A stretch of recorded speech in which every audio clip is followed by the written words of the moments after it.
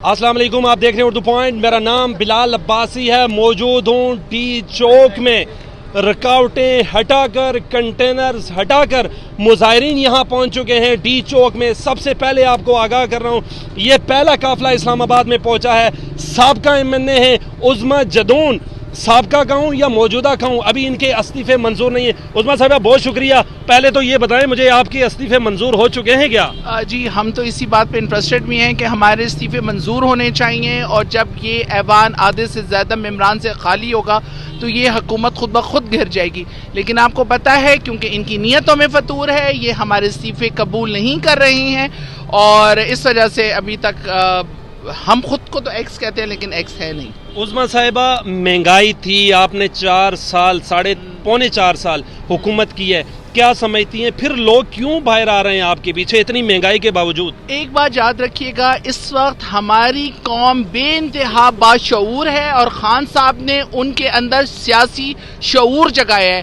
ساری قوم کو پتہ ہے کہ جتنے نامناسب حالات کے اندر خان نے اکانومی سنبھالی تھی، خزانے خالی تھے، خان کے اوپر لوگوں نے، ملکوں نے اعتبار کیا، اور خان کے لیے پیسے کے دروازے کھولے گئے، منہ کھولے گئے، جس کی وجہ سے آج اگر دیکھا جائے تو ملک کی معیشت جو 6 پہ ہمارا GDP چلا گیا تھا، وہ کوئی آسان کام نہیں ہے۔ اتنے نامناسب حالات کے اندر GDP کو 6% پہ لے کر جانا یہ خان کی بہت بڑی اچیومنٹ تھی۔ میں یہ سمجھتی ہوں کہ اس وقت یہ جو حکومت جو ہمیں نالائق اور نااہل کہتی تھی اور اپنے آپ کو بہت قابل ظاہر کرتی تھی، آج پوری قوم نے ان کی قابلیت کو دیکھ لیا کہ خزانے ان لوگوں نے کس طرح سے خالی کیے۔ میں تو حیران ہوں، وہ خان جو وزیر اعظم ہاؤس کے اندر چائے اور قہوے کے علاوہ کسی کو کچھ پیش نہیں کرتا تھا، اس وزیر اعظم ہاؤس کے اندر سوئمنگ پول کے اوپر 9-10 کروڑ روپیہ لگا دیا گیا۔ عظمیٰ صاحب مجھے یہ بتائیں کہ اگر شیلنگ ہوتی ہے تو پھر کیا کریں گے، کیا کیا انتظامات کیے ہیں؟ دیکھیں جی، اگر شیلنگ ہوتی ہے یا کچھ بھی ہوتا ہے، یہ ہماری قوم ہر چیز کے لیے تیار ہے، ہم تیار ہیں۔